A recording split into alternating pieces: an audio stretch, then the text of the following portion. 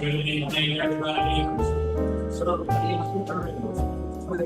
Welcome everyone to our July 2020 meeting of the Arlington County Democratic Committee. Well, an exciting agenda tonight, so we're going to try to go ahead and get things started. We're going to hear from some of our candidates. Please remember, if you're suffering any symptoms of COVID, feel free to wear a mask. We also let people join us virtually on Zoom, be respectful of others.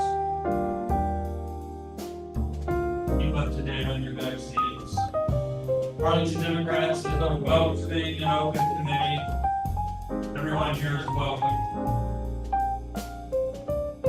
Our mission is to elect Democrats up and down the ballot, register voters, and increase participation and build our democratic organization in Arlington. We engage each other with dignity and respect. We work to gain understanding about one another and exemplify the best of our democratic values to foster equity and unity within our community. So, like I say, we got a nice agenda tonight. We got a few announcements to make. We're going to give our local candidates time to speak to us. So we're looking forward to that. And we actually have a visitor from out of town. So once our local candidates have had the opportunity to speak, we're going to hear from Senator Ghazala Hashmi. Let's give this senator a big round of applause.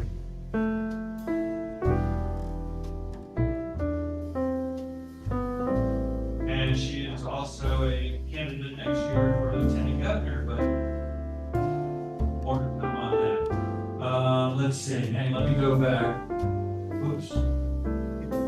All right. Yep, we got a draft. We got a nice presentation on the environment tonight. Draft resolution on the Supreme Court, and we're going to hear from our different functional areas. But before we do anything else, I do want to take a moment of silence for our former treasurer, Frank O'Leary. Frank was treasurer for 30 plus years in Arlington. His service is going to be later in August. He passed away in late June of this year.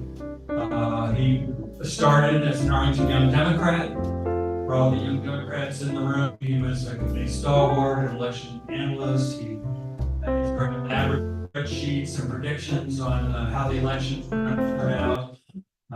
Frank was always one of the go-to people when you're trying to figure those things out. He was very instrumental in raising funds for the USS Arlington, very involved in the Historical Society. Frank was a dear friend and a great Democrat. We could just have a moment of silence for him right now.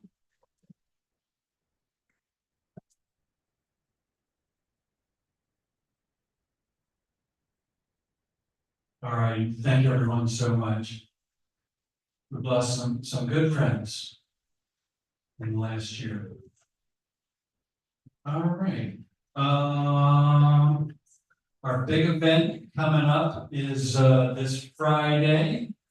And I know Fatima Argan is going to announce this during the outreach presentation, but I just sort of wanted to flag that at the top of the meeting.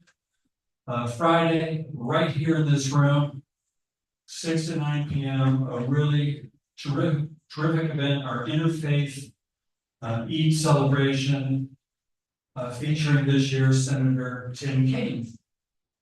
So looking forward to that. Hope everyone in the room can attend that. Let's see. No second Saturday breakfast. This Saturday, organizer has been super busy at work, and I think decided to pass this month, but we should have a really great program next month. sort of describing all the goings on that are gonna happen at the convention. So what will happen this Saturday, though, is our first 2024 Virginia Victory Canvas launch.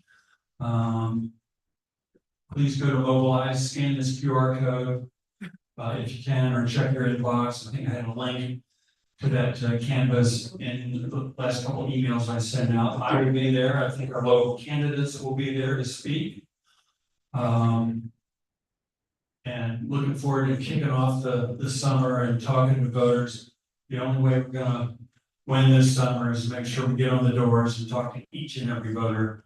So hope to see everybody out there on Saturday morning. Is our treasurer Tony Weaver with us? Tony, come on up. Tell us about Roosevelt Obama Society. Thank you, Steve. I'm your finance chair, Tony Weaver, and I bring you good tidings. Back by popular demand, we have the Roosevelt and Obama Society picnic, which will be taking place on the 27th from 4 to 7. It will be taking place in Green Valley, the home of the County Committee of North Canada School Board Candidates Ride County Hadley. It's going to be super fun. We've got some great food. Got a great speaker lineup. We're gonna have a pinata, games, a good time will be had by all. And the only way you can be there is if you join the Roosevelt Obama Society. So don't wait. You can sign up now in the back. Marine's got a laptop there, a QR code as well. She is standing by. So don't everybody rush her all at once. It's gonna be super fun. Hope you all can make it. Thank you. Wait, Tony. Oh wait, we got a question. Yeah, how much can I join Roosevelt Obama? How much? It starts at $15 a month. So very modest entry price. How much can you donate? The sky is the limit. We're in Virginia. So no limit there. You can also sign up for a month and cancel after your first month and just want to hit the picnic. Got another question in the back. Lattes a month. That's right, the cost of 2 lattes a month, what's not to like? You can't afford not to buy membership. So we have a couple of speakers lined up, we've got a former Congressman, Jim Moran, who will be there. And we've got some other announcements in the, coming down the pipe, so keep your eyes out for emails or future speaker announcements for the picnic. That's what I got. All right, thank you, Tony. Big round of applause. Tony helps raise all the money for the committee in addition to the. That guy on the right gonna be handing out the burgers. Yes, yes, exactly. I think we have to sell the paper cutout. That's the same, right? Yeah, oh, on the 12th, yeah. Yeah. Great. Steve. Yes, sir.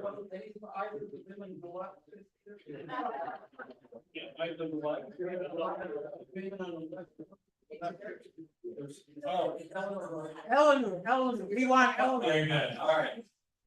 Not sure we have those cutouts. There you go. Remarkable.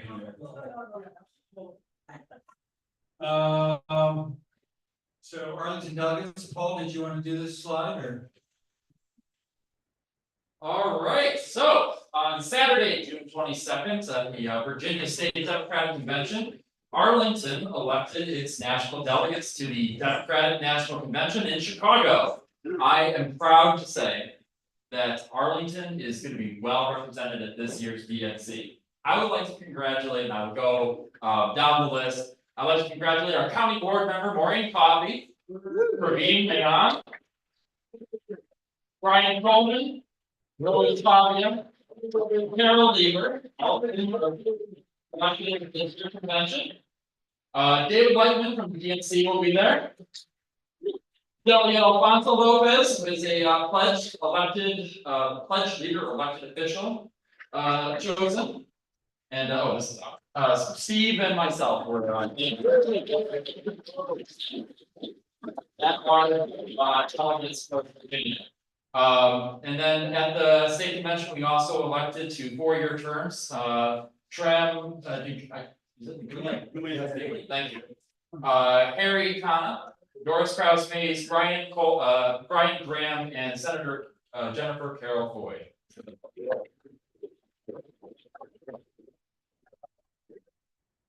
Thank you, Paul, and just excited that Arlington will have a full delegation at the convention this year. We won 5 of the 8 district delegate seats, so we were pretty excited about that. You will be well represented and at the convention, so. Let's see, what, Paul, we're back to you. This is kickball and margaritas. All right, the important business, right? We're gonna revive our Arlington versus Alexandria annual tradition. We're not gonna do softball, actually, we were thinking kickball, and to make it even more enticing for you, we're calling this kickball and margs. There will be there will be non-alcoholic margs if that's how you're into, but it is a summer event. We'll do it at 6:30 at night, kind of when the sun is setting. We're really looking forward to taking on Alexandria. If this is something that you're interested in, please scan that QR code. We're really trying to do a lot more with membership. And is Karen here? Karen put on a phenomenal salsa night and it was extremely well attended. 40 or 50 people actively dancing the salsa, so and learning that I don't have any movement in my hips that I can really be proud of. But this will be great, so I hope you can make it Saturday, August 3rd. We'll send the location out when we get more details. Is that the coach? The football coach? It's John Stewart and the little girl. Oh yeah, that's the QR code. You also can go to the link there. It's a bit.ly/margs24. Thank you, Paul. Restarting that time-honored tradition.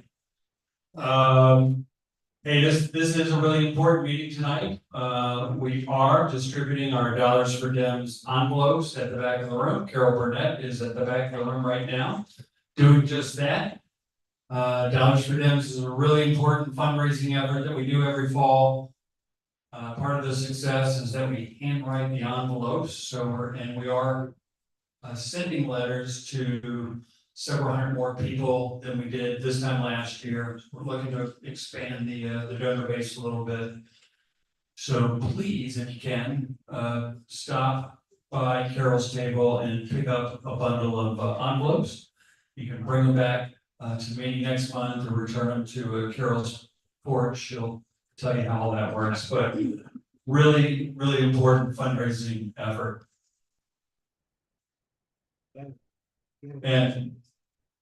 And here's why it's so important. So last year we made $17,000. 4 years ago it was $25,000. So we're going to use these dollars to do our sample ballot, to our messenger. The more money we raise, the more people we can reach in these high-rise buildings. More and more Arlingtonians are in high-rise buildings. Really important fundraising effort. The better we do, the better we can reach out to our voters. And again, here's the some of the cost of it. I think it costs us 80 cents a piece to send these things out. And pays for all these other types of projects. Yep, August 7th, return envelopes back. August 23rd, we'll be stuffing and sealing. September 4th, we send them out. Carol does a great job every year organizing this effort. She's also selling our t-shirts at the back of the room for $20. So if you haven't gotten your t-shirt yet, be sure to do so. All right. Let's see. We've got a few minutes to let our local candidates speak. I think I see a school board endorsee with us. I'm pretty sure Kathleen Clark is going to be here a little bit later this evening. But let's let Soraya go first, and then we'll follow with JD. Soraya, come on up.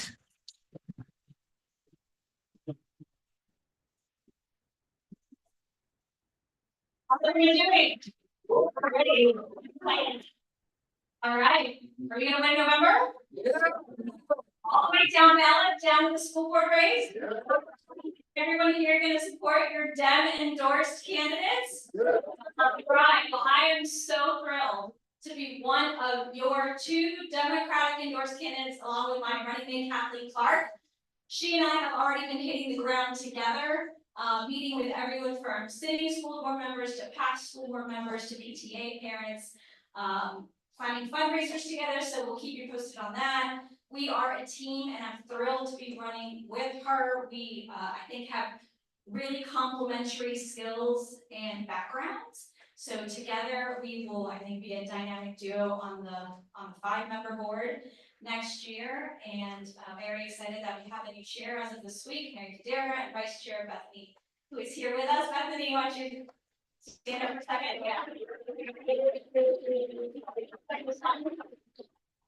And, you know, Mary and Bethany have just served with such distinction, so they're incredible role models and allies for Kathleen and I. We look forward to that partnership camaraderie next year when we're on the board with your help. So for those who don't know me, very quickly, I am a 20-year Arlingtonian with 2 boys in APS. My boys are 9 and 11. But what maybe a lot of you and through the campaign probably heard my ideas and background in APS and in the community, especially with the SEEK, the Shirlington Employment Education Center. But you may not know that I have been a very active Democrat since my early 20s.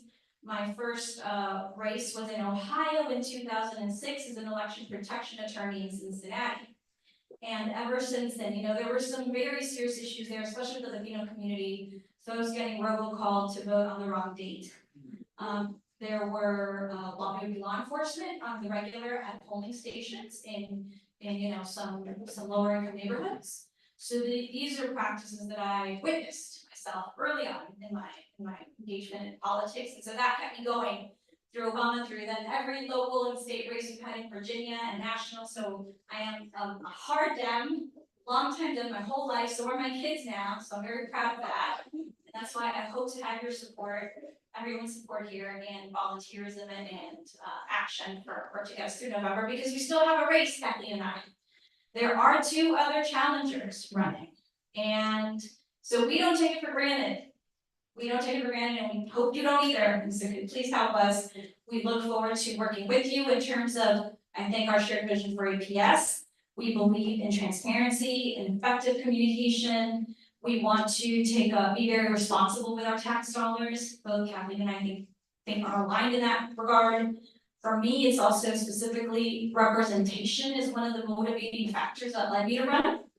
Our system is 30% Latino, almost 45% Black and Brown students. And I care a lot to make sure that not one student gets left behind. And I think here's a great deal also about kids with disabilities and special needs students. So together, we're very aligned in that we just want to make sure that no child gets left behind in APS. And that is our reason for being. But again, it's going to take a village. So we have your support.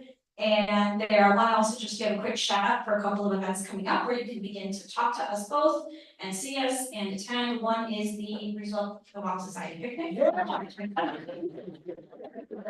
which we'll hear more about, I think, later today.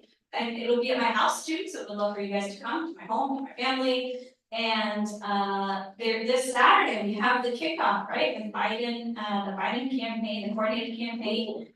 We will also be there. So please do attend, do go, and yeah, look forward to answering questions. Anything specific school related also, but thank you for the time, Steve, and thank you all for being here. Thank you so much. Round of applause. All right, after a long county board primary and a long county process, I'm happy to welcome up our Democratic nominee, Julius J.D. Spain.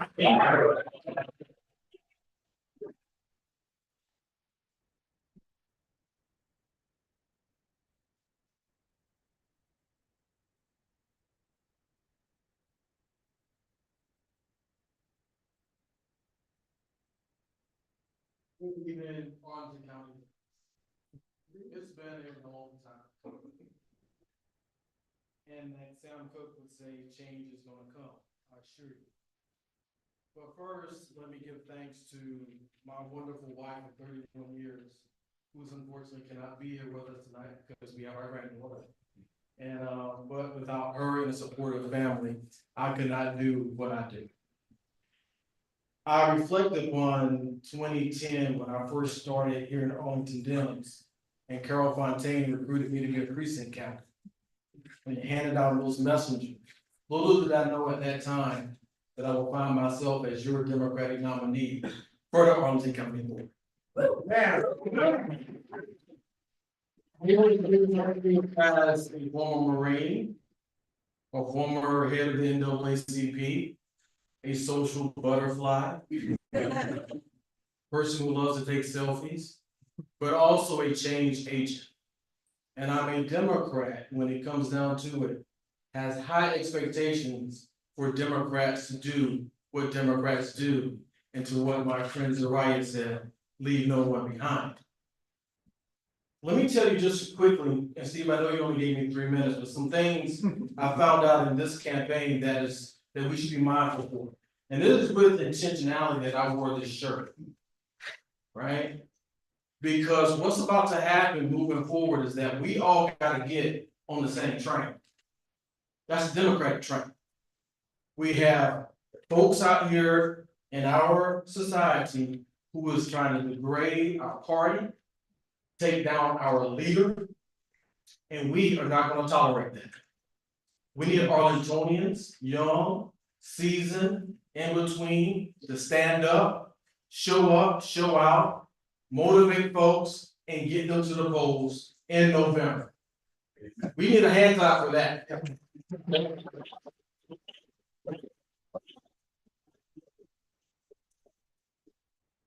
I hope that, what I've learned in these past 5 months of sending out 50,000 mailers, 10,000 grip cards, 65,000 text messages, ad placements on 25 domains, 634,000 impressions on Facebook, that people already knew JD, but learned a little bit more about who I am. What I found I needed to do was go into other parts of Arlington, and I always believe in reporting, like you're one in Arlington, but sit down and have more extensive conversations, north, south, east, west, central. And we did that. And it resulted in us winning 31 out of the 54 precincts.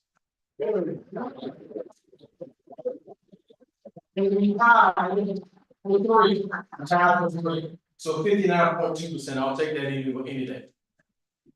But it also tells me as a leader that when I'm on the county board, and this is how I tend to govern, is that every voice matters. Even within our party, we may differ from time to time. But as Democrats, we have to learn how to compromise and move forward for the good of our community. I am passionate about mental health. I'm passionate about persons with disabilities. And if you've been watching the press lately, you got some folks out there, ableism right now is in full effect. Discrimination is in full effect. Be mindful, folks.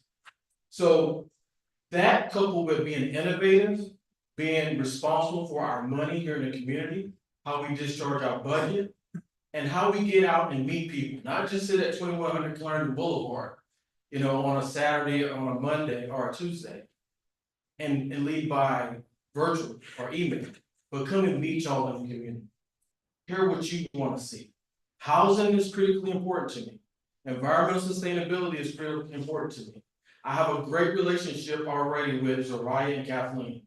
If you haven't seen that on stage at our presidential debate that went on a few weeks ago, that's the tee-off. I want you to know that I'm gonna work closely with our school board moving forward. There's a lot of tension. Because you know what, Mr. Chair, what I'm doing is not about a title. It's not about any of that. It's about setting the foundation for your children, your grandchildren, my granddaughter, my kids, and those to come, so Arlington can continue to be a welcoming, inclusive, and thriving place where everyone can prosper. And together, we can do that. God bless you.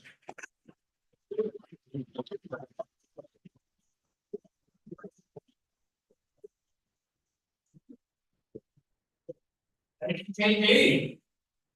All right, where'd the clicker go? I'm still having.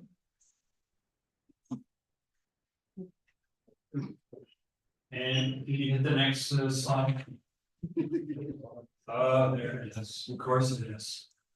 All right, so next we've got our membership has been calling for this for a long time. We've got a presentation on environmental sustainability, so I'm gonna turn it over to Doug Stoyanvos.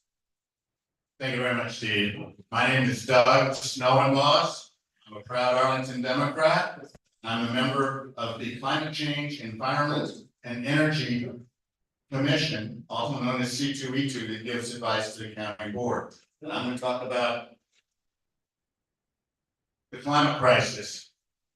All right? So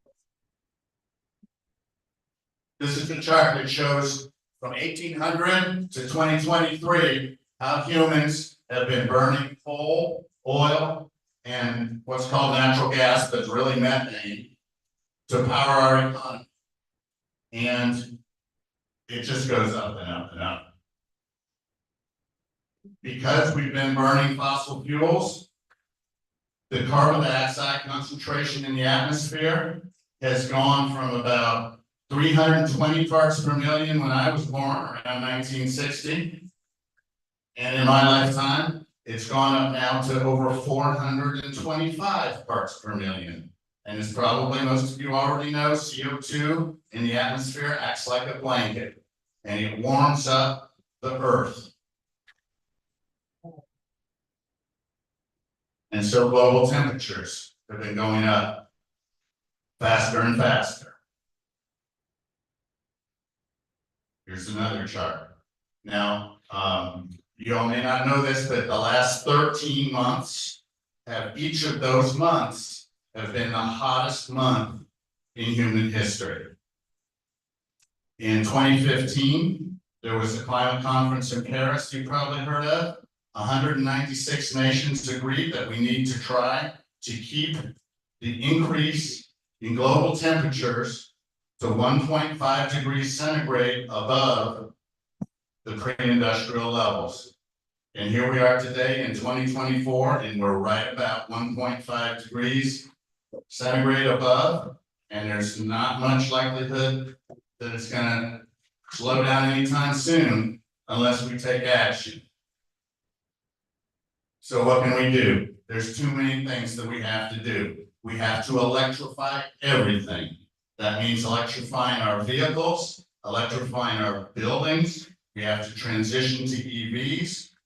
We have to transition to using electric heat pumps to heat and cool our homes and our buildings. We have to use electricity to heat the water in our buildings. We have to use electricity for cooking on the stoves and ranges, and we have to transition through this.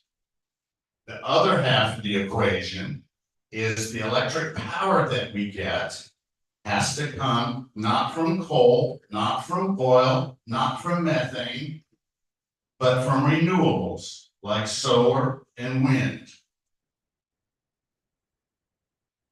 All right, so politically, we're Arlington Democrats. We're Democrats.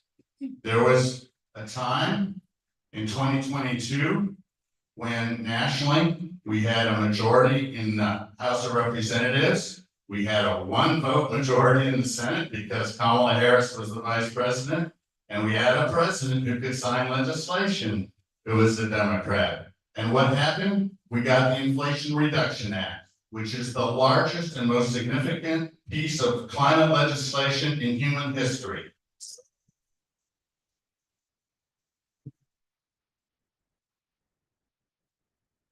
$783 billion in loans, loan guarantees, tax incentives, and direct subsidies all to fight climate change here in the United States. It's a tremendous accomplishment. All right, in Virginia, in 2020, the Democrats had a majority in the House of Delegates. The Democrats had a majority in the Virginia Senate, and we had a Democrat Governor Ralph Northam. And what Virginia did was we passed the Virginia Clean Economy Act.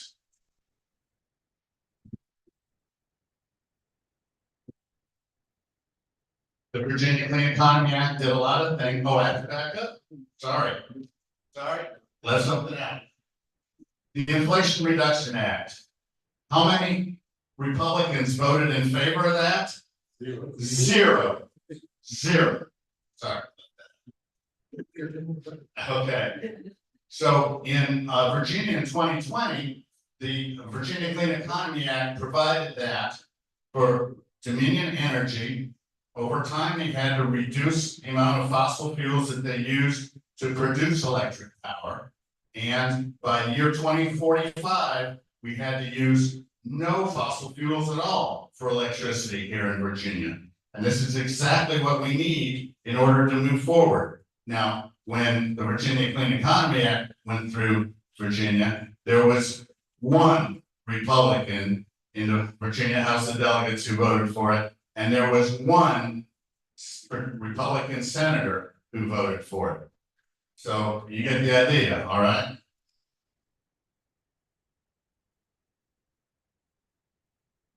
All right, here in Arlington County, we've been electing Democrats for years to the county board, all right? Good. We've been doing a lot of things that y'all may not be aware of. One thing that we're doing is we're transitioning the county vehicle fleet to EVs. So over time, we're switching away from gas vehicles to electric vehicles. Another thing that we're doing, you may know that the ART buses that we have in Arlington County right now run on methane. And of course, methane, when it's leaky and it's a greenhouse gas, but even when you burn methane, it releases carbon dioxide into the atmosphere. So in January, our county board voted to transition the ART bus fleet away from methane burning to battery electric buses like this. So we've already ordered the first group and we're gonna switch them all over time.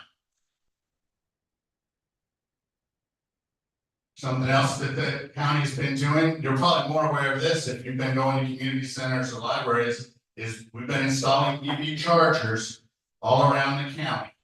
And so it's a good price too for the electricity you can get there. So this is an ongoing effort and we're gonna have more chargers. And it's a great thing that the county board is doing and the Arlington County is doing. That was Madison Center, by the way. So another thing that y'all may not know much about is that in March, the county board voted to allow a tax exemption for your real estate taxes for the cost of solar panels and solar equipment on your home or any other building for that matter. And it's not just new ones going forward. It's any solar panels, anybody that's got solar panels out there can get a reduction in their real estate taxes. Trying to encourage everybody to go solar, all right? And if you have solar panels, I've got the form right here, and you can apply for your tax exemption. So one-page form, it's really simple. Okay, so the message should be really clear by this point. If you're concerned about climate change and the climate crisis, and you ought to be for your children, for yourself, for your children, and for the human species, we've got to vote Democratic all the way up and down the ticket if we're going to fight this thing. So let's vote Democrat, all right?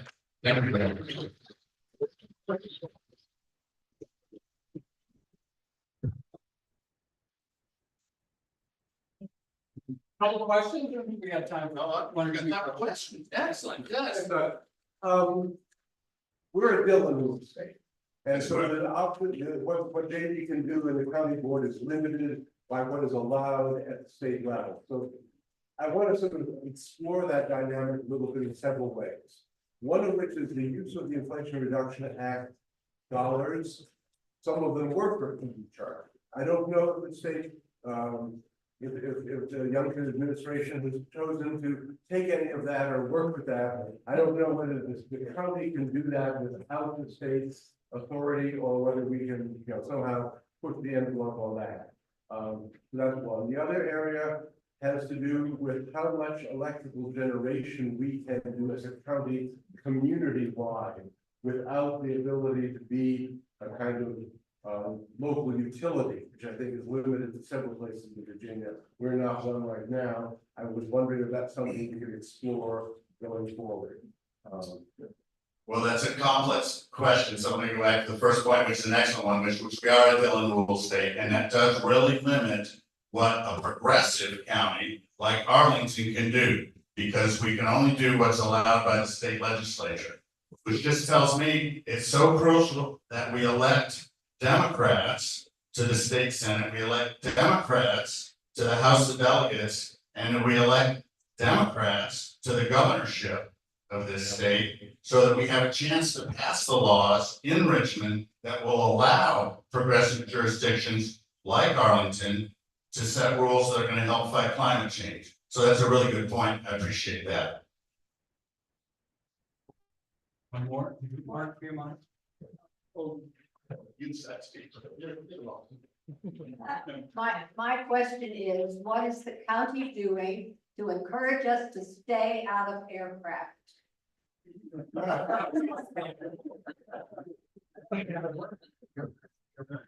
Okay, so if you've been following Greta Thunberg and the people, yes, it's true, aircraft are terrible burning fossil fuels.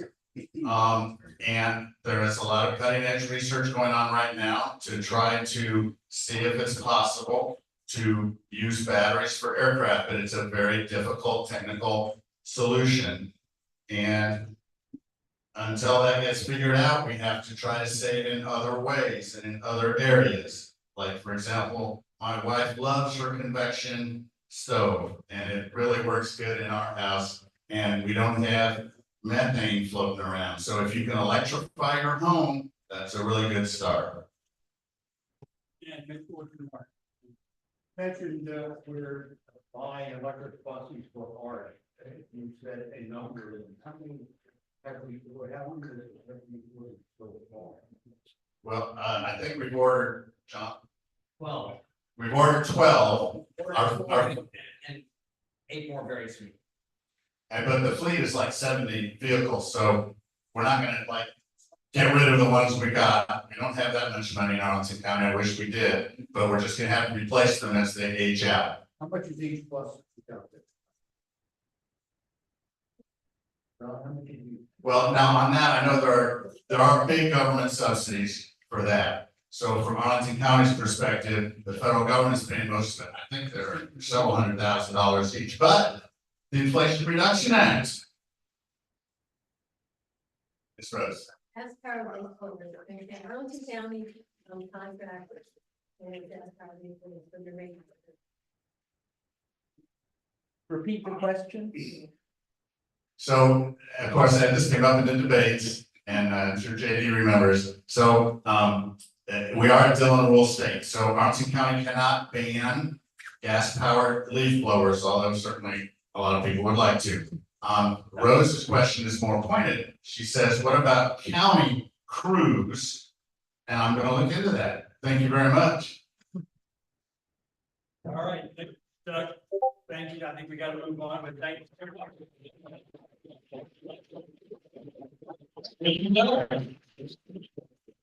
And General Assembly is a great segue to our next speaker. And I do want to welcome up Senator Ghazala Hashmi.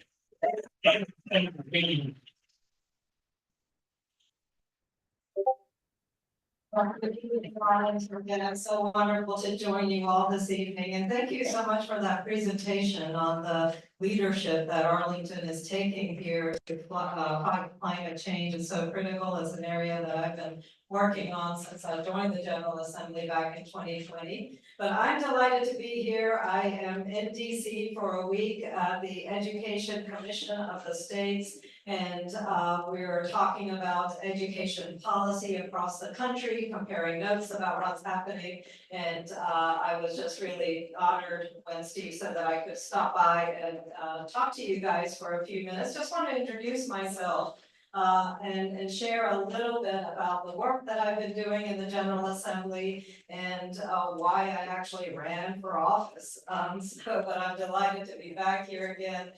Congratulations to JD. I have a little funny story about JD. On election day, I joined him at the polls and we were greeting some voters. And one gentleman rushed right past us and, yeah, I'm voting for that guy and I don't want to talk to anybody. And he rushed into the building and I said, JD, he didn't know that you were the guy. When he came back out, we made sure that he had the honor of talking to JD and got to take a picture. And my best wishes to Zariah, just really wonderful to hear the work. School board, as you all know, is the hardest elected office, and I just am so thankful to anybody who runs for school board. But I want to share a little bit about myself, my background, why I actually entered into this space. You know, I was a college professor for close to 30 years, and I didn't teach politics, I didn't teach government, I didn't teach law, I actually taught American poetry.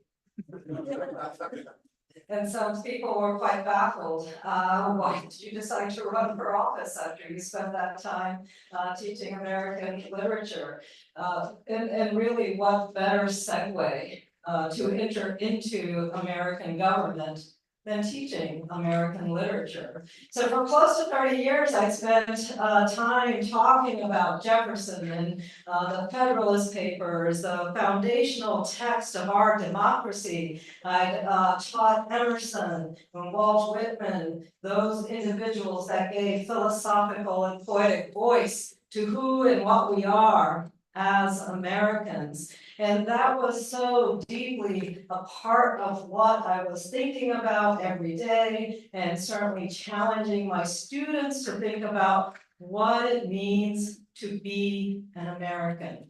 What gives definition to our American self?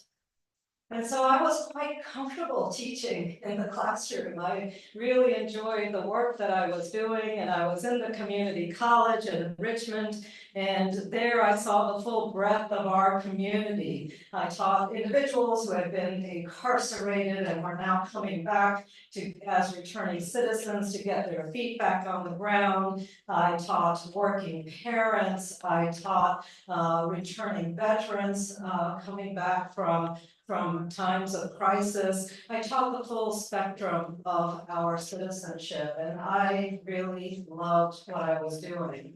But then 2016 landed on all of us. It landed on all of us with a huge thud. And I remember waking up that November day in absolute despair, because everything that I had talked about and taught to my students was being put to the test now. Who were we as Americans if we could elect someone who was as xenophobic, as bigoted, as racist, and as ultimately anti-American as Donald Trump? Who were we? What did it say about us if we elected this person to lead this country, this democracy that we profoundly love? And I knew I couldn't just sit still. So my first impulse was to organize academic conferences, because that's what we do, right? When you're a college professor, you get people together and you talk about things. You explore things in depth and nuance, and you bring the community together. But it soon became really apparent to me that talking was not enough. Most of us were talking to each other in our little bubbles. We weren't really reaching the people who needed to hear from us the most. Now, as an immigrant and as a Muslim American, that November 2016 landed really hard on me and so many people in different communities. You see, my parents had immigrated from India and from Pakistan. I was born in India. I grew up in Georgia. I lived through the desegregation of my elementary school. I had watched what happened in Forsyth County when I was a graduate student in Atlanta, Georgia. Forsyth County was a sundown city, if you know what that means. I had watched all of these racial wars in the 70s and the 80s, and I couldn't believe that we were facing that same kind of bigoted rhetoric and animosity and creating these divisions in this country. And on a cold February morning, I had driven into work in 2017, and I heard this story on NPR that shook me to the core. And that was a report that Donald Trump had proposed, not just a Muslim ban, but a Muslim registry. And for those of us who are familiar with American history, world history, we know what it means when one group of people is scapegoated or targeted, and that was so disheartening and frightening, frankly, for me to hear. I got to my parking lot and I couldn't even get out of my car. I had a massive panic attack. I never had experienced a panic attack, and I just couldn't get out of the car. And at that point, I knew that I had to be visible because I had people, colleagues in my community college who had voted for that man, not knowing that I was a Muslim American and that his policies were impacting my family and so many others in this country. I had to be visible. I had to stand up. I had to speak out. And I decided to run for office. Now, this seat in 2019 had been in Republican hands for close to 40 years. It had a Republican incumbent. We had not been able to flip it. But I knew that we had an opportunity. I knew that we could get a coalition. I knew that we could do the work, and so many of you actually came down and knocked doors in 2019. Thank you so much for doing that. You made the difference. So in 2019, when we won that seat, we flipped the last seat. We got that one seat vote that you were talking about in the Virginia Senate. So in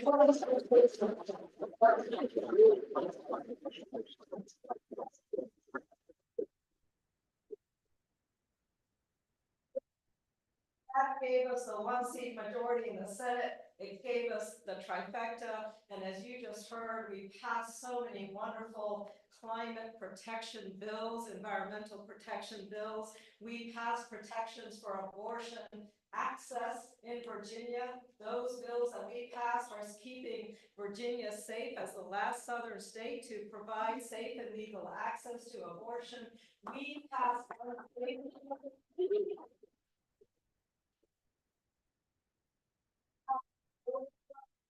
we passed such monumental and critical legislation.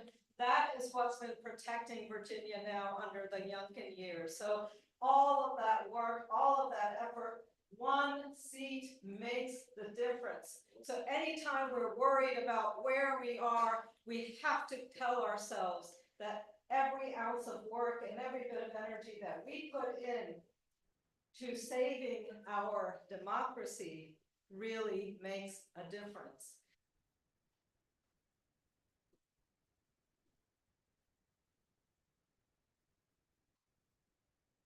Senate was the final brick in that brick wall that you've been hearing about. And so when Youngkin came into office and we lost the House of Delegates, that one seat protected Virginia against all of those despicable efforts to roll back our progress in environmental legislation, to roll back our gun safety, to roll back our voting rights, and to attack our children and our teachers in their schools. That one seat protected public education from the kind of destruction that we've seen in so many other states. And so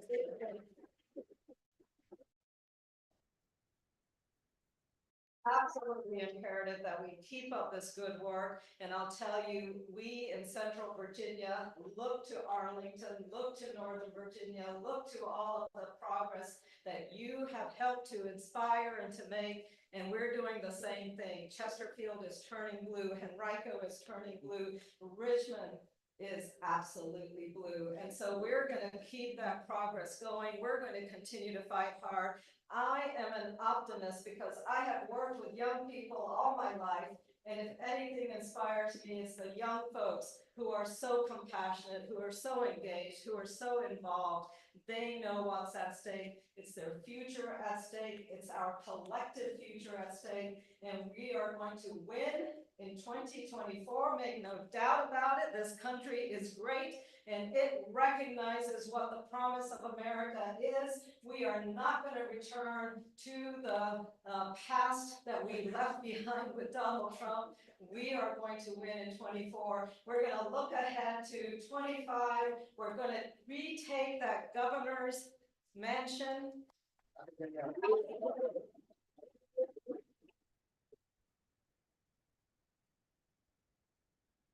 Absolutely honored to be running for lieutenant governor. It's time to signal to the rest of the country that Virginia is ready to lead the way. I would be so honored to have your support as we move forward together over these next 2 years. Thank you so much.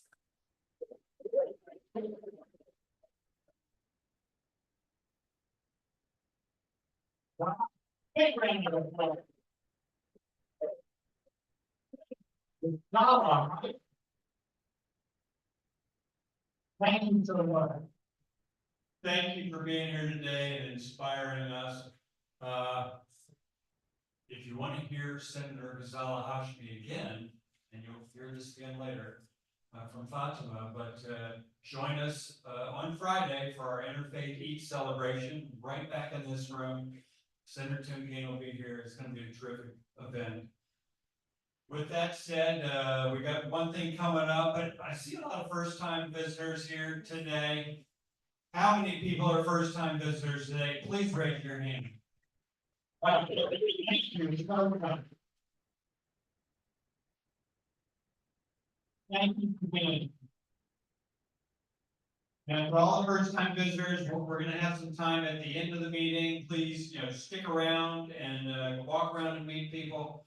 We do a lot of terrific work all year long. We're going to get out and talk to voters. We're going to create great materials to help get our message out to voters. We're going to elect a lot of great Democrats, whether you're a precinct captain or part of our communications team or our technology team. I think we're all those areas are looking for new folks all the time. So stick around and meet some folks and figure out if there's a place you'd like to plug in.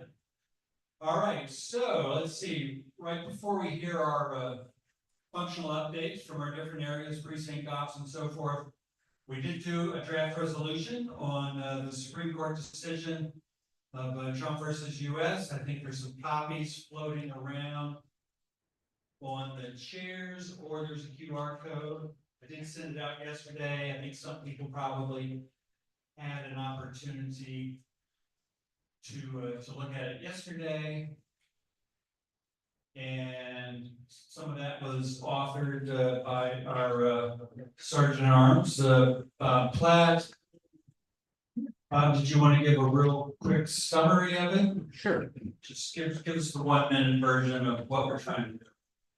All right. You all know that about 2 weeks ago, the Supreme Court for the first time considered the question of whether or not a president is above the law and not subject to legal liability for violating a criminal law.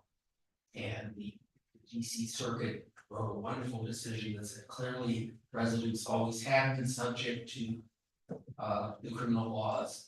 And then suddenly we had this decision that said that for many acts, they are exempt. And not only are they exempt, but conversations and other things that happen within the executive branch can't be produced and used as evidence in a criminal proceeding which is really very troubling because this combination of factors not only jeopardizes the J6 prosecution that this was an appeal of, but also all the other criminal cases that Donald Trump has been tried for and will be tried for.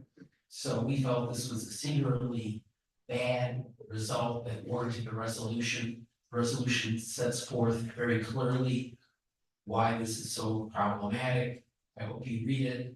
The conclusion is that we criticize and condemn the resolution, but we also dedicate the Arlington Democrats to changing the future elections so that we will get a Supreme Court in the future that won't pursue this problematic pathway. Good job. Thank you so much. And we'll have time for a short discussion, but I guess first, can I get a motion to approve? Can I get a second? Second. Thank you so much. And now, happy to have a discussion. Yes, sir. Michael Beer, thank you very much. I support this. Why are we doing this resolution rather than the Chevron resolution, which is a much more damaging potentially to our country Supreme Court decision than this? Next one. And great question. Thank you so much. And I think both are worthy of. I was a federal agency attorney when the Chevron case came out. And it did influence and greatly change litigation strategy on judicial review. We used to take the time to, in each case, to explain to the court exactly what we did, why and how we did it. We didn't take their assumption of our expertise for granted. We proved our case every time. I think that ultimately Chevron does change how much courts will inquire into individual agency actions, but I think it has always been sort of a debatable proposition. It isn't really as tied to the very extreme political action of individual Supreme Court justices as is the Trump v. US case. I think administrative law professors have been debating Chevron for 40 years. So I don't think it is as good a topic for a resolution by a political body. It's less accessible. But you know, that doesn't mean that I won't miss Chevron. It just means that I think it's really sort of inside baseball. But a great question. Thank you so much. I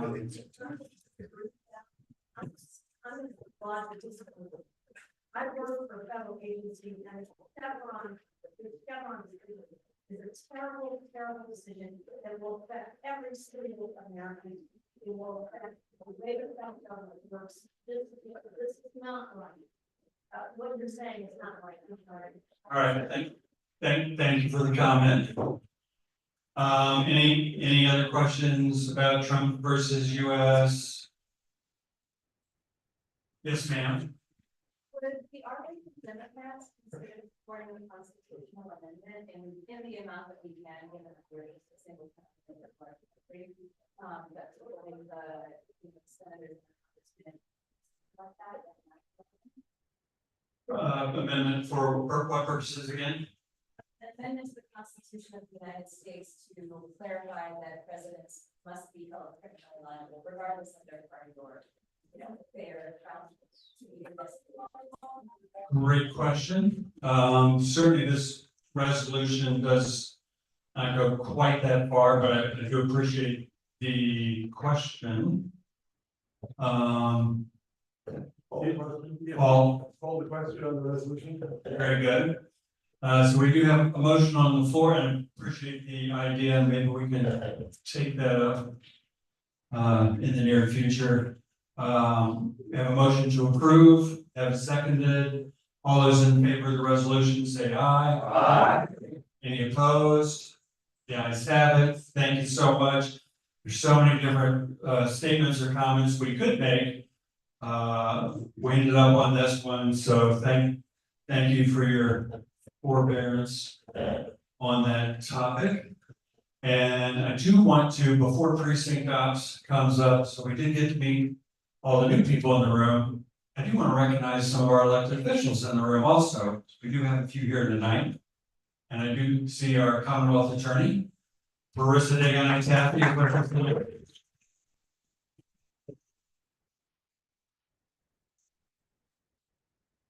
You see our school board vice chair, Bethany Sutton. And what you've heard from our terrific nominees, Soraya Tapia Hadley, JD Spain, oops, I'm so sorry. JD, we've heard from JD tonight, our clerk of the court, Paul Ferguson. Clerk of the court and current joint campaign co-chair, Paul Ferguson, has been raising a lot of money for the committee this year. Did I miss anybody? Want to welcome our 8th District Chair, Margot Horner, tonight.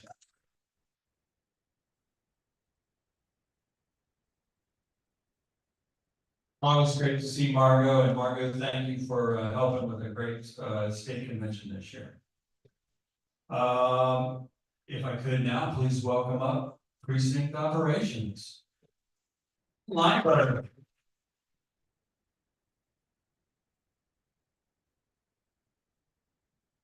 Thank you guys very much. You might notice I'm not the beautiful young lady that's usually up here meeting us.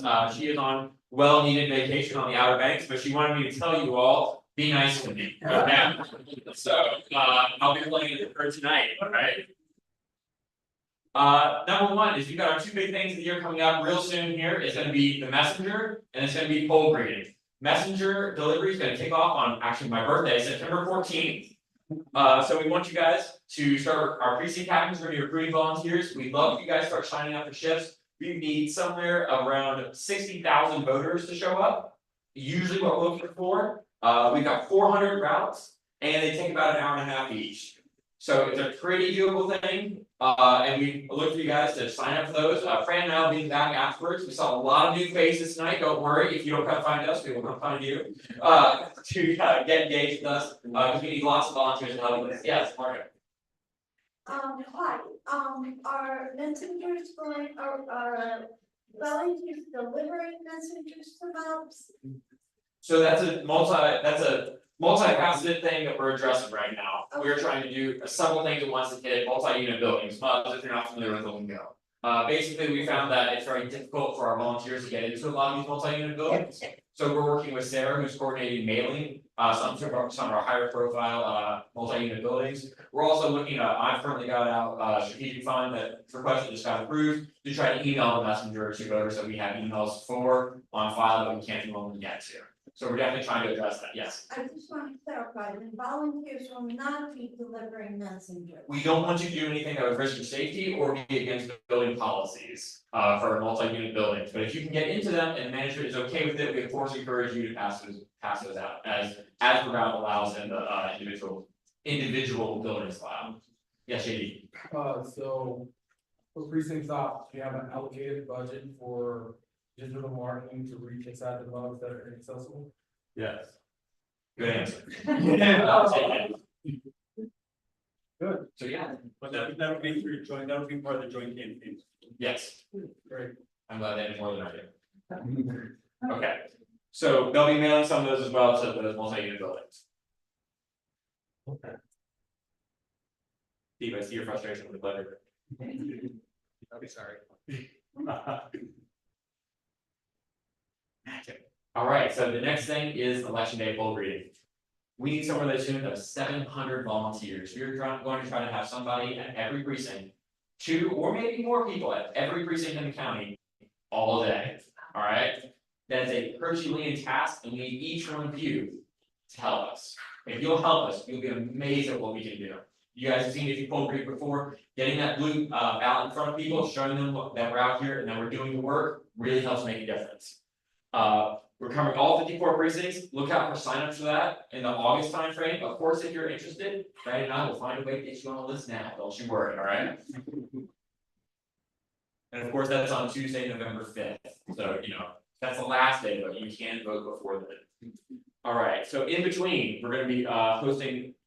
As precinct operations, we'll be hosting postcard writing parties, try to reach out to a lot of those voters. We found that when we write handwritten notes to them, we tend to get more of those voters. It's a very effective way to reach out to them. We're also gonna be holding voter registration events throughout the county.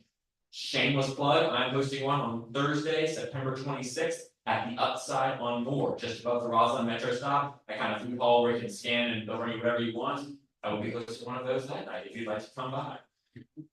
They'll also be listed on Mobilize, so you guys can find a complete list of those online. We'd love for you guys to show up, invite your voters, people that you know to go get registered and to turn out and vote and sign up for shift poll reading or for messenger routes.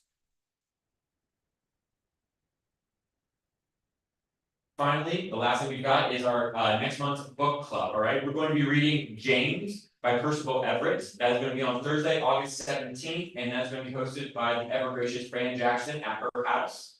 Take a look at the book, it's fantastic, and I can't wait to have a discussion with you all about it. I think that's all I've got. Are there any questions? All right, well, when we organize, we win, so we look forward to seeing you guys sign up for shifts this fall.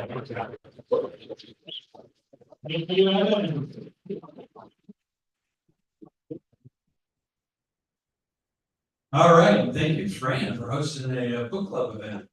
All right, I'm gonna welcome up next, voter support, Tony Strino.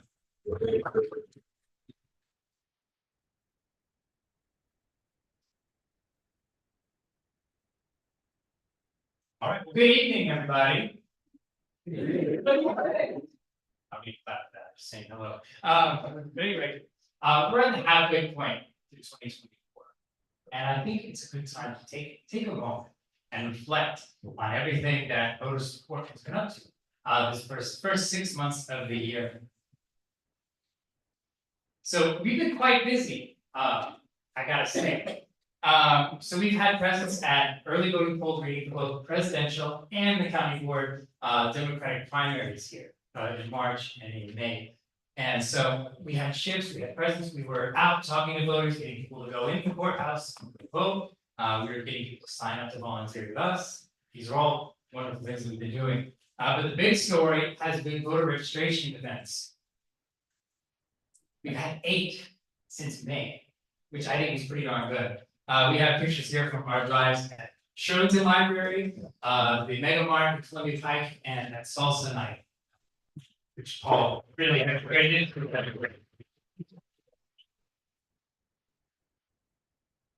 And so it's been good. I think, if nothing else, we're at least out in the community, we're showing our faces, our name, people know who we are. And these are all great things that we're doing to get people signed up to vote, energized, and wanting to vote for Democrats. To show people that care more than just on election day.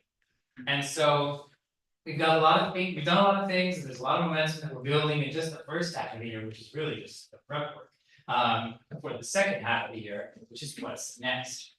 So we've got more voter registration drives throughout the summer and into the fall. We've got 4 scheduled ones that we're going to start around September. And then of course, we're rolling them on a sort of ad hoc basis otherwise.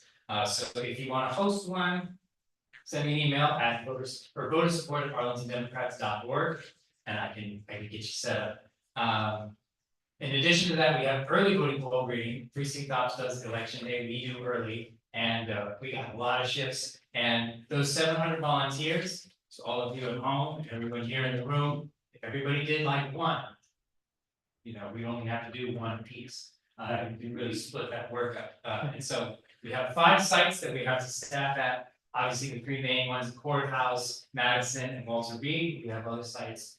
I don't know what the last 2 are gonna be yet, it's not official, but I'm hearing Shirlington, I'm hearing Arlington, somewhere around there. So I'll keep you posted on that front. Don't you worry. Something else, another big priority we've got is translating the sample ballot into Spanish. That's something that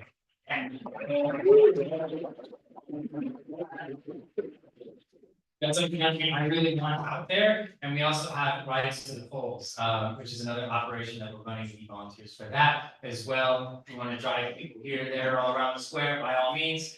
We have a rights to the polls email address for the Arlington Dems as well. So it's been a great first 6 months as voter support chair, I gotta say, and I'm hoping that we can make the next 6 months that more impactful. So thank you. you, Tony. Great job. And we'll have those Spanish language sample ballots in paper, but we'll still have our QR code that has like 5 languages, right, Paul? It'll have Arabic, Amharic, Bengali, Spanish. Mongolian, so voter information in a lot of languages. Let me welcome up our representative from Beyond Arlington, Rose Fabia.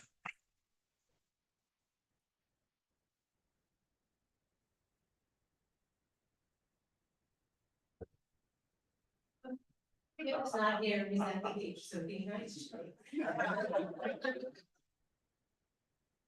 And then I just want to remind you, what we're doing right now is that we're continuing to do phone banking on Tuesdays and Thursdays.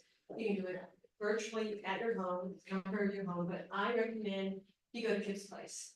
He always orders pizza. He's a master at phone banking. I'm in awe of him. He even gets people to volunteer in North Carolina, and I just watched and said, I can do that. Let me try to do that. But we do it, and we start at 5:45. You get a chance to meet the candidates online. They tell you about their races, and you get to see a growing number of volunteers, not only in North Carolina, but across the country who are adopting North Carolina. We're calling county to county because the chair of North Carolina, Anderson Cooper, believes if you start at the bottom, you convince them to vote for the local candidates at the state legislature, and it goes all the way up to the top to Joe Biden. And because you're talking about kitchen table issues, the local issues, and they've got a great slate of candidates. And I didn't, get a chance to meet them online. I'm very impressed with them. And we have bios on each one of them, so you're familiar with them before you call them. And this table shows you the coattails basically that Kip, of course, put together because he's such a data guy. It shows you that it has a positive effect from bottom to top.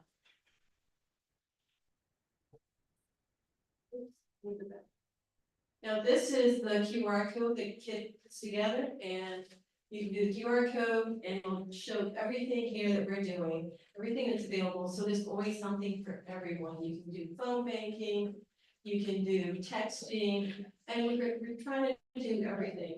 We're concentrating on North Carolina, but we're also doing Pennsylvania, and we're doing other, we're partnering with other grassroots to help out beyond Arlington. And so, if you have a Tuesday or Thursday, we can do it any day. It'll be helpful because we want to win those key battleground states. There's his contact information. Contact him. Or contact me. Yes. I saw the activities in districts 2 and 7 for Congress in Virginia. Okay.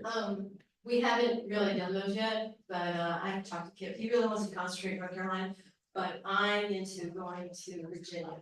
Like I did for State Senate in Hashmi. I will probably go to Virginia Beach if anyone's interested. I will definitely go to 7 because Woodbridge isn't that far away. So definitely we need it. Those 2 states are going to be very, very tight. Yes. Are there any steps planned to do North Carolina when we haven't, Kip hasn't planned a trip yet, but I think he's looking more towards August and then one in October. So it might be Charlotte or it might be the Raleigh session. Any more? Anyways, and I'm excited about canvassing right here in Arlington on Saturday.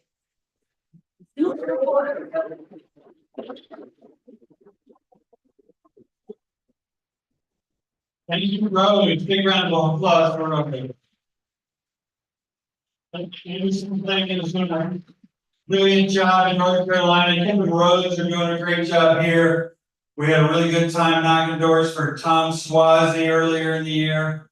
So many other great races that we're going to be participating in this year. Keeping close touch with Rose and Kip. It's going to be really important work to save our democracy. All right. And if I can get that thing to move. Let's bring up our outreach group. Ryan Coleman.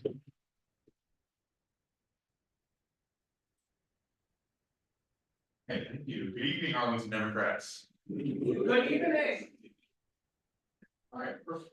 All right, so first things first, we have our Arlington's AFAC service events. We've got one coming up this Saturday, July 13th from 1 to 3:30 p.m. The packaging, perishable foods, non-perishable foods, and clothing for those who need it. So we have 5 slots remaining to volunteer with us. If you'd like to volunteer, I highly recommend, please talk to Zach Winnick in the back, who's going to be managing it, and I hope to see you all there Saturday afternoon. Next. All right, next we have our updated interfaith office, and I will ask Fatima to come up.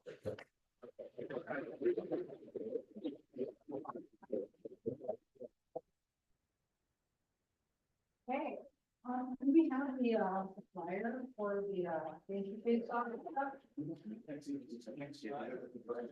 Oh. I have to show you. Oh, from the first, from the. You want to do that flyer? There's a flyer, yes, Yeah. please. Let me get it. Okay. There it is. Good evening, Arlington Democrat. Okay, well, I'm sure you've seen this flyer more than once by now. I'm not going to spend too much time on it because I promised I would be brief and I'm going to be limited by words tonight. I know it's getting late and we all want to get out of here, but this is really important. Why is this important? It's the 7th annual year that we're doing this. So I think that in itself is an accomplishment, the fact that we've done this 7 years in a row and very successfully, and it's become an event that everybody anticipates every year. So this year is particularly important because we're honored to have Senator Tim Kaine joining us. And he is going to be talking about how his faith informs his decisions, why it's important to him. And that is going to be followed by a community conversation with a multi-ethnic community conversation where we talk about, I don't want to steal Senator Hashmi's thunder. She gave you a little bit of a flavor of what we'll be talking about on Friday night. I'm honored to have Senator Hashmi as one of the panelists that's going to be talking about this. And then we're actually going to pray for the traditional Eid feast and networking and the fun part of the program. So I think that's pretty much all I had to talk about. Everybody pretty much knows if they've been to this program, they know what to expect. One thing I do want to say, I will need volunteers on the day of. We have plenty of people. We're blessed to be doing this with a full crew. Oh, and how could I forget? Oh my gosh. I always forget this. We are partnering once again with the AYDs. We are honored to have.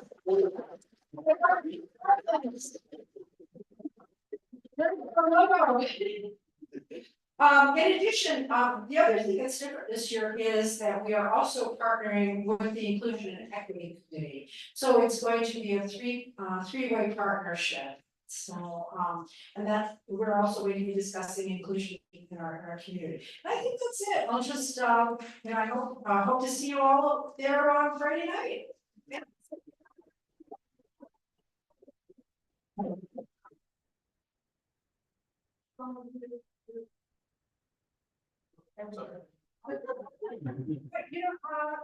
I'll put a sign up sheet back there.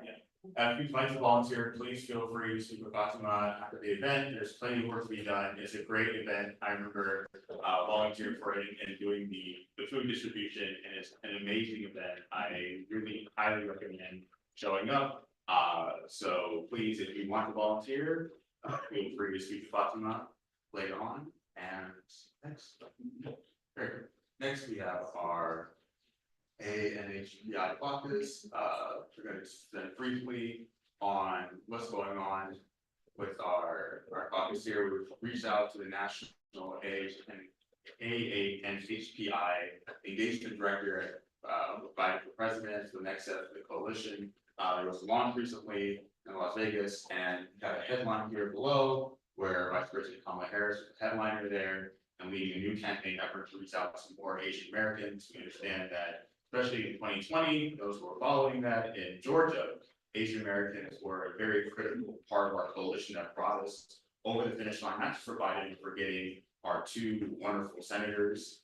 So we need to make sure that we do everything we can to reach out to this community and secure their vote. We can't take it for granted this year, the stakes are too high. We have Disability Caucus, and I will turn it over briefly to Daniel Davis, our Disability Caucus Chair.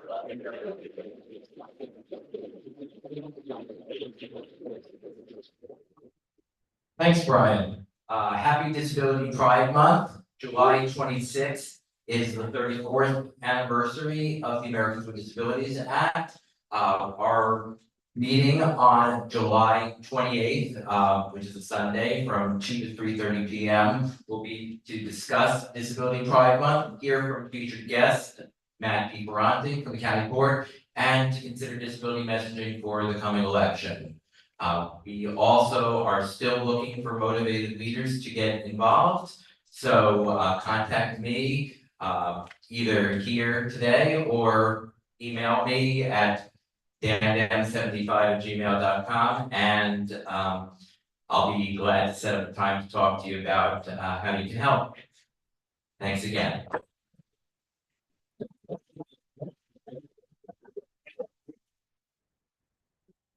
So we have updated for Black Caucus, I will present. So this is retroactive, but looking back to June, we had our Juneteenth celebration, took place on June 19th. This was mainly planned by Bo Sharif, so I want to give a really warm congratulations to him. It's an excellent event.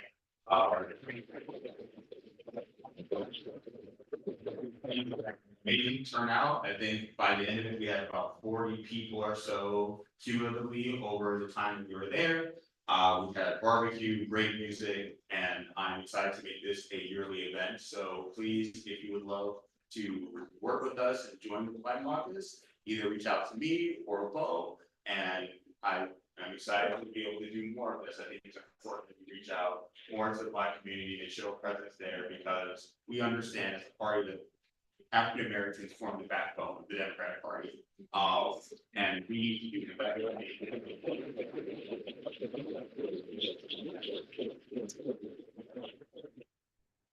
Next, we have Labor Caucus.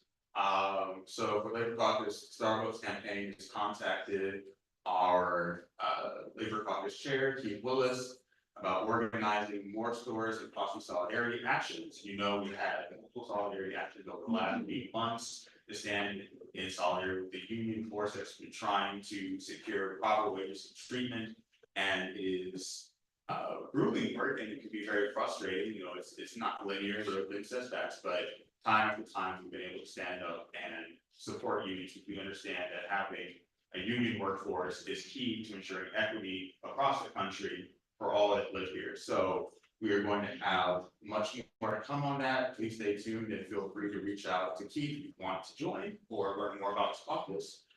We also heard from the school board that is considering prevailing wage ordinance for projects going forward. So this wouldn't be including the career center, unfortunately, but we're hoping to work with the school board moving forward that any additional project of a certain size will be required to have a prevailing wage ordinance. Nextly, we have been off this month, so the next meeting will be August 1st. And it will be at 6 p.m. So if you would like to join that, again, please feel free to reach out to people's email address up there, and stay tuned.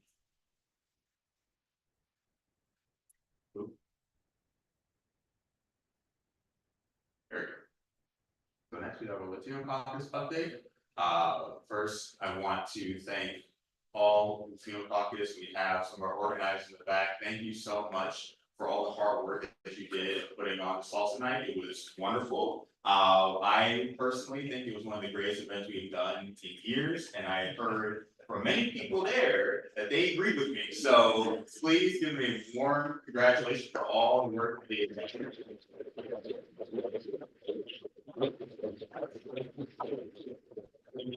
Of all the trials and tribulations of working on elections and protecting democracy, which we know is every year, is you don't get to take a break, unfortunately, but it's great to have events like the salsa night because it builds community.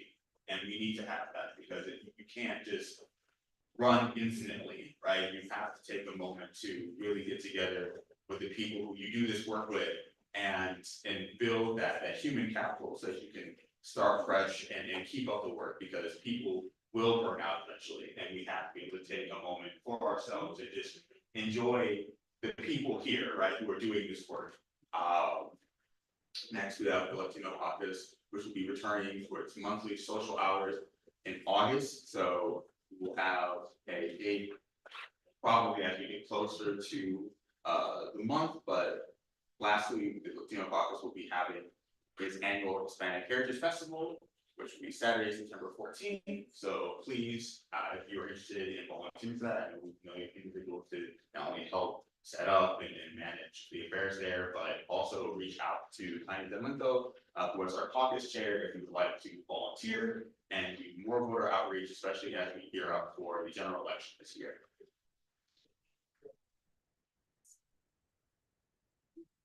Next, the Veterans and Military Family Caucus, who our chair is the illustrious Charlie Conrad, and but we are continuing our food drive at every Arlington Democrats meeting. So as of July 5th, the Arlington Democrats contributed 267 pounds of food products for AFAC, and we are chipping away on our goal of collecting 1,000 pounds by the end of this year. We encourage all veterans and military family members to meld to the grassroots network, and please reach out to family, friends, find out, you don't have to be a veteran, I'm not, my family are all veterans, and I joined up with Charlie. It's been an amazing process. I really appreciate being able to hear all the stories of people who have served and learning their perspective of what it means to be patriotic, what it means to serve, what it means to give something back to the country. I think as we're listening to all of the nonsense coming out of the GOP side about, just me, what can you aggrandize for other people, we have to think back to what another veteran, former president JFK said, right? Don't ask what your country can do for you, ask what you can do for your country. And I think this is what the Arlington Democrats try to keep at its core and what the Veterans and Military Families Caucus does best. So if we need a veteran or family member to help out, we have our Courthouse Farmers Markets, which I will speak on briefly. We're recruiting there, so we would love to participate in that. I live right outside Courthouse, so I get to walk up there every other Saturday now to see all of our wonderful volunteers. Please reach out to Charlie, or you can speak to our families chair, who is Josh Klafowitz. Right now, he also works with our team doing our families and farmers markets, but he primarily focuses on postcards and letters. As you know, we are focusing heavily on North Carolina and Michigan. Right now, we've got Sunday, July 14th as our postcard party, and you have the QR code there if you would like to sign up for that. I'm planning on attending myself, and you can also scan the QR codes at the top or bottom, not only participate in our potluck, which will be on September 8th, but also to get more postcards to participate on your own. I think that it's a really easy thing to do. I'm frankly not so comfortable making phone calls.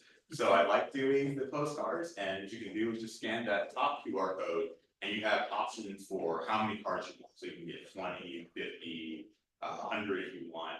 I know Rose has got 4 or 5 at this point. So I'm not there yet, but I'm working on my next 100 batch, and I think it's a really easy use of your time. You would like to help out somehow, we know, at least in Virginia, right, as Senator Hashman knows, that so many of these elections are run on what we call like neighborhood margins, right? 100 cards can make all the difference.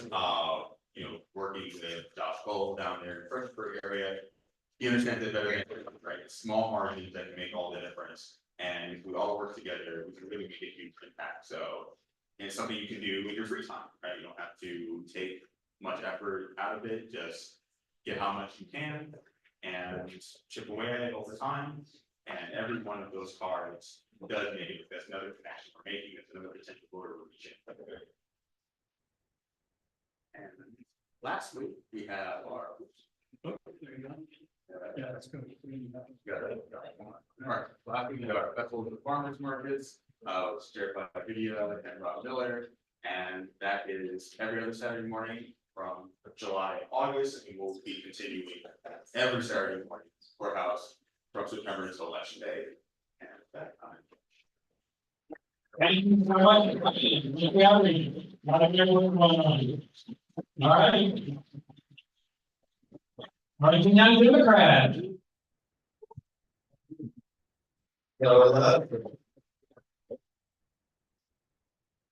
Hi, my name is Brian Atkins. I have the pleasure to serve as the AYD president this year. Raise your hand if you're a young Dem. Alrighty. Well, in the back, we have some of our leadership team. Tony O'Hara, our past president, Austin Locke, our political director, and then Mark, we have, who is our diversity, equity and inclusion director. And Samantha, our secretary. Alrighty. So our June recap, we had a group go to the Capitol Pride Alliance Parade in DC. We had our Pride Happy Hour at Friday's Beach Bar, which is our local LGBTQ+ bar. And then for our AYD June Gen Con meeting, we were joined by Samantha, who also serves as Secretary Vice President of Equality Arlington, our local LGBTQ advocacy group. And we heard about all of the amazing work that they've been doing. They recently have worked with the county manager to establish an LGBTQ advisory committee. So more information to come from the county manager and Equality Arlington on how you can get involved if you would like. For July, we have our Meet the Candidates Happy Hour. We're grateful for having all 3 candidates being able to join us. So if you're looking to meet the folks that you'll be voting for in November, we encourage everyone to attend. That will be at Highline R&R at 7 p.m. on Wednesday, July 24th. And then more information to come on our July Gen Con. And then AYD is also about to embark on a really cool project. We are preparing to send out postcards to around 2,500 Arlingtonians between the ages of 18 and 36 who have registered within the past year. So more information on that to come.